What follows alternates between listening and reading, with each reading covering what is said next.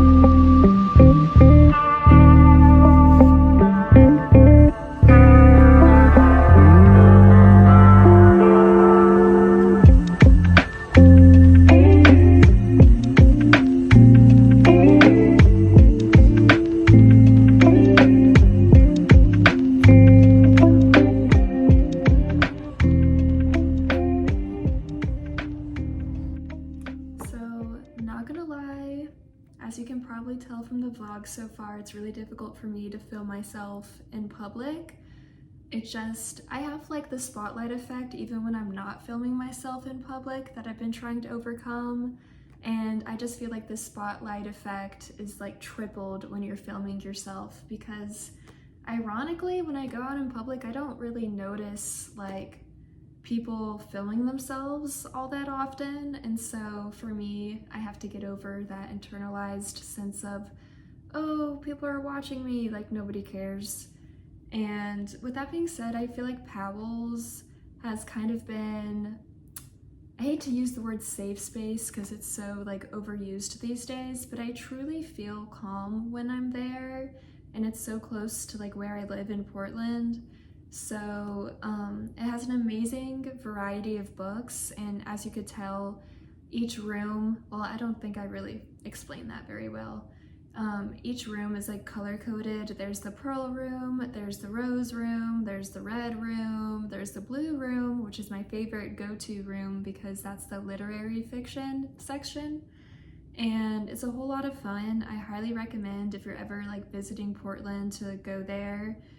A lot of fun. And also, I didn't show this, but when I was in the coffee room or the little cafe, there's someone there who makes beautiful like origami flowers out of tissue paper, and this person shows up to Powell's I think every day. They sit in the same spot every day and they make this like beautiful arrangement of like tissue paper flowers. Super cool, and just a really peaceful atmosphere in general. And yeah, they also have like a rare book section on the top floor that I didn't know about. And so today I feel like I really explored Powell's in depth more than I usually do. I usually just stick to like the blue room, and that's kind of like my comfort zone. An amazing place, highly recommend.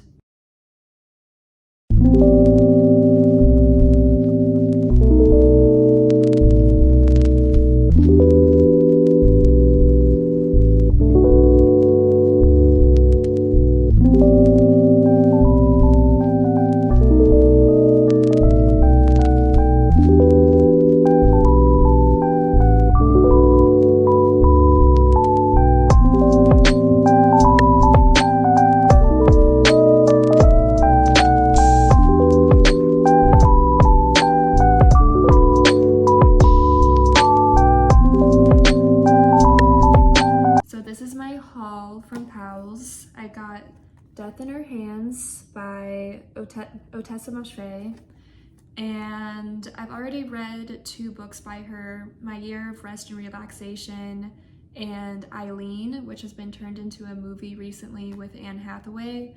Both of those books I love, and they focus on like an unreliable narrator who's usually like a woman who's very mentally ill and kind of is on the fringe of society.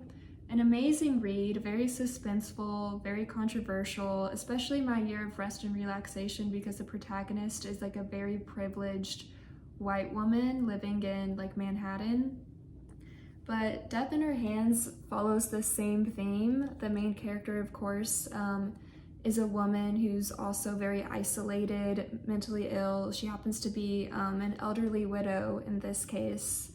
And in case you're interested to read Death in Her Hands, I'll just read the short little blurb on the back.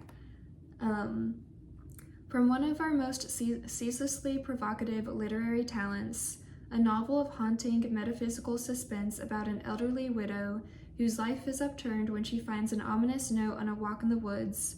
Her name was Magda. Nobody will ever know who killed her. It wasn't me. Here is her dead body. But there is no body. Becoming obsessed with solving this mystery, our narrator imagines who Magda was and how she met her fate. Oddly, her suppositions begin to find correspondences in the real world, and with mounting excitement and dread, the fog of mystery starts to fade into menacing certainty. A triumphant blend of horror, suspense, and pitch-black comedy, Death in Her Hands asks us to consider how the stories we tell ourselves both reflect the truth and keep us blind to it. Once again, we are in the hands of a narrator whose unreliability is well earned and the stakes have never been higher. So that's a summary that really calls out to me. I love reading books about women who are very flawed and very isolated, and it makes for a very interesting story, especially when they're set in different time periods, because Eileen, I believe, was set in like maybe the 60s or 50s. Yeah, I just love reading about women who are mentally ill and isolated, because I am. I'm just kidding. But a really great book.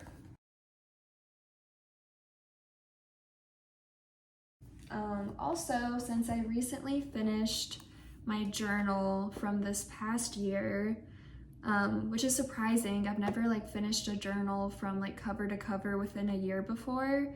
And I also have like another journal that I started, I think, when I was in like probably like elementary school, and it took me until I graduated high school to finish that journal because I refused to get like a new journal, and I wanted to like wait until I had finished that one because it was such a beautiful journal. And I was like, I refused to get another journal until I completed that one. However, it took me so long because I would only like enter like 1 or 2 entries like per year, depending on like what I was going through, if I was having like a really tough emotional time, and I wouldn't like write a lot. And so, or sometimes I would just like draw and I wouldn't like really take it seriously. And to be honest, like the majority of those, it's really hard for me to go back and read it because it's all filled with like religious guilt regarding my like sexuality.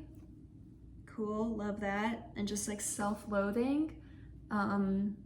Sound off in the comments if that's relatable at all.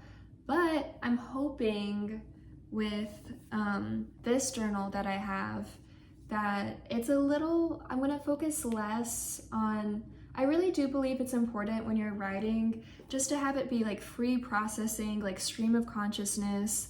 Don't even worry if your handwriting looks good. You just need to get it out of your system, out of your subconscious, whatever is weighing you down, whatever is troubling you, even if it's just extreme, just like dog shit, just like you gotta get it down onto paper.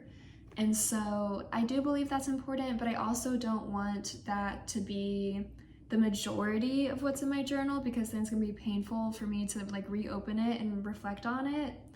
It's painful, but also like bittersweet, because it helps me to recognize from like a bird's eye view, from like an outsider's perspective. If I really allow myself to like detach from the past version of myself, I realize she's just a girl who's like going through it, who doesn't have you know, she doesn't have her basic needs being met at this period in her life, and this is her way of processing that and dealing with that and how she's choosing to handle it, which at that time was quite negative.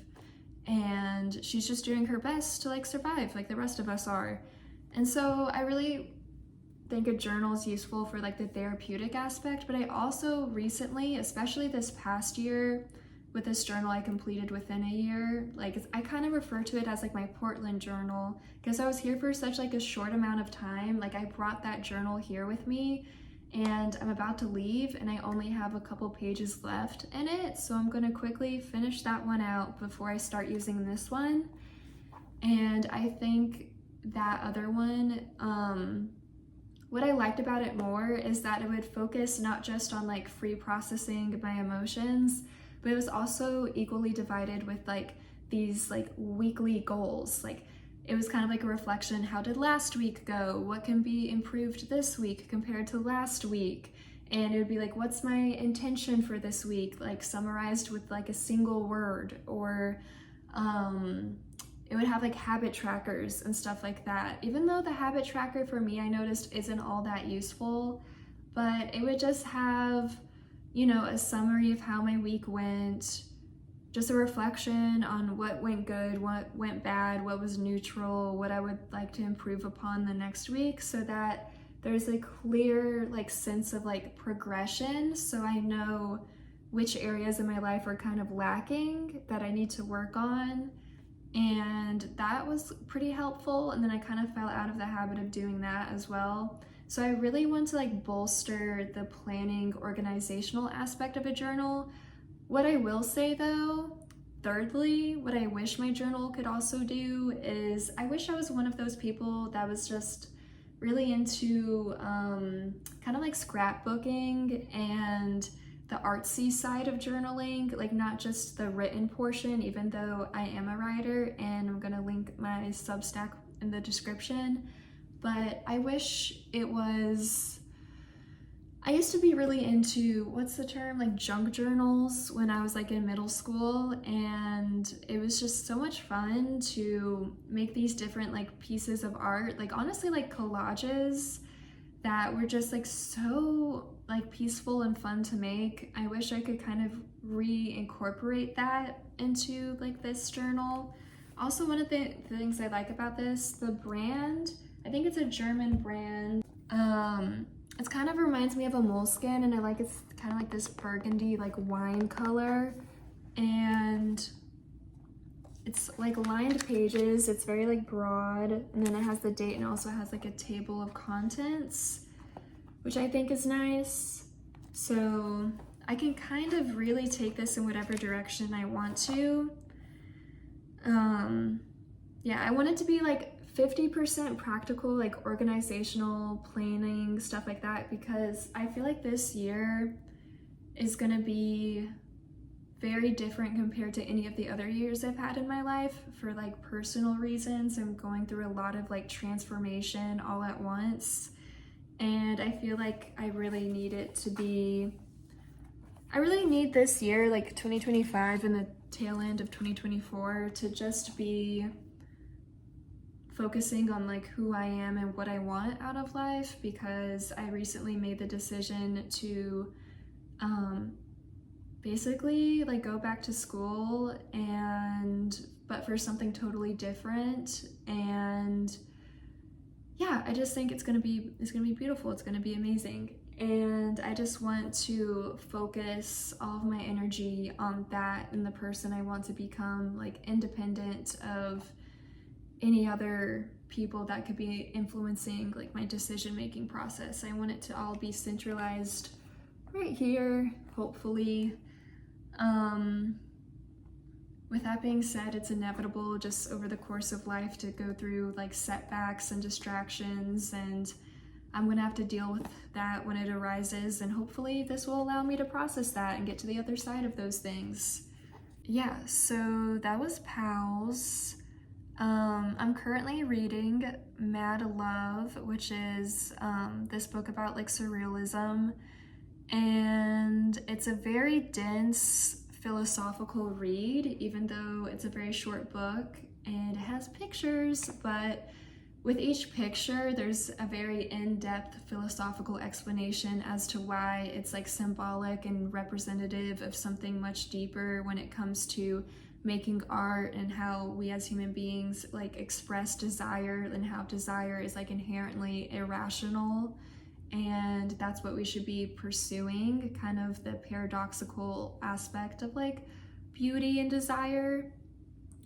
And I'll definitely make a video about that whenever I get to the end of it. And I tried to read it in Pals in this very like busy like cafe section of the store, and I do have a video of it, of me trying to read at a very unflattering angle, and I'm not sure if it's going to be included in this video just because I was so like self-conscious about filming it in like, you know, a normal way. And so I kind of got a little bit of reading done at Powell's, but I was kind of overstimulated by that point. I get overstimulated like really easily. Like if I'm in a sober setting, like a really crowded like cafe or just like public space of any kind, and I'm sober, it's just like, oh gosh, like I just need to find the quietest place of this building and kind of like hide in it. I'm very much that type of person, and I'm trying to embrace that. With that being said, I feel like I am comfortable in crowded, loud spaces if it's like intentional and it's something I really want to be a part of and something I've been like looking forward to for a very long time, like perhaps like a concert or like a show of some kind. And then of course I'll mentally prepare myself for that and perhaps, you know, have some alcohol, which is kind of like social lubricant, and it dulls the senses a little bit. I think I'm highly perceptive to different things in my environment, such as like noises people are making, conversations people are having next to me. Like I just can't like filter any of that out, whereas for other people I feel like it kind of becomes like white noise, like background noise, whereas for me it's like all of those sounds and all of those noises, I just can't, they're like separate from each other and they're competing with one another for attention in my brain, and it's just so hard to drown it out and to just like focus on what it is that I want to focus on. And then that, on top of the self-consciousness, it creates a real recipe for discomfort. I don't want to use the word anxiety, but I think like mild discomfort. I just wish I could like totally be relaxed in those types of settings, because I really want to be that girl like who allows herself to take up space in whatever environment she's in and to just kind of go with the flow. I know that comes with practice though, and I know you have to intentionally put yourself in spaces that make you mildly uncomfortable in order to kind of be desensitized to how it makes you uncomfortable, making yourself uncomfortable until you finally feel comfortable in the spaces that you want to be in. I think that's one of like my biggest challenges. Maybe I'll have more like personal videos, because for me the type of videos I like to watch are the ones where people are extremely candid and transparent about their like journeys through like being like introverted or whatever it is that they're like struggling with. I really love creators that just have that level of like honesty and like compassion towards themselves and then extending it to other people. And I really want to like emulate that in my videos, but I think that's going to require a more personal depth than I'm currently presenting in my videos and sharing with y'all, a level of vulnerability that I'm not sure I've mastered yet. But I think